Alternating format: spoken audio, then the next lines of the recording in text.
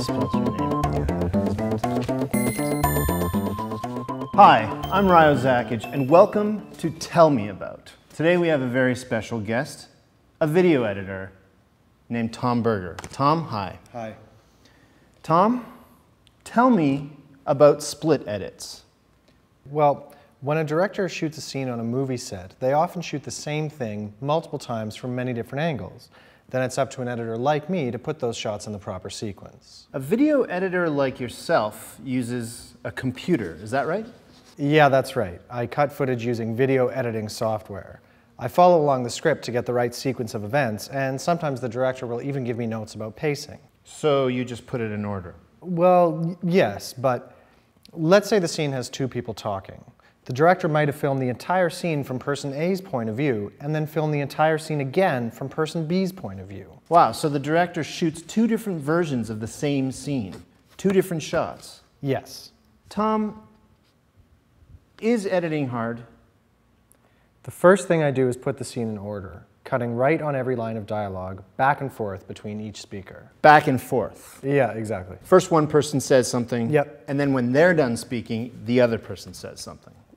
Yeah, but the problem is that... So that's called a split edit. No, that's a straight cut. We haven't gotten to split edits yet.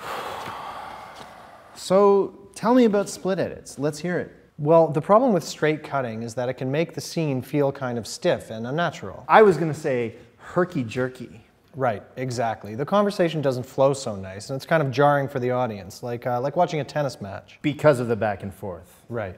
The editor will try to make the scene flow much more smoothly on screen, and he'll do this by changing the timing of the visual edits while leaving the sound intact. Okay, slow down. Well, imagine that person A is speaking.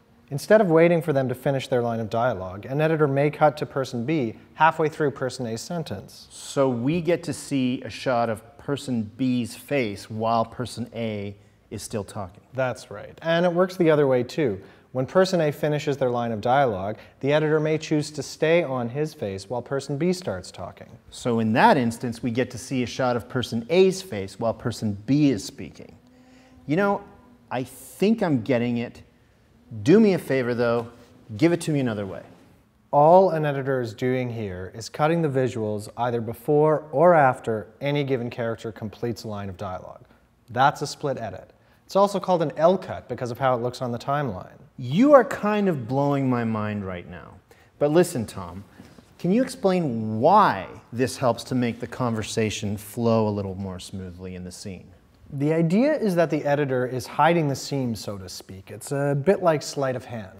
By cutting the image in a spot that doesn't match the cut in the audio, the visual rhythm of the scene becomes more unpredictable, and before you know it, the viewer stops thinking about the actual cuts and concentrates on what's happening in the scene.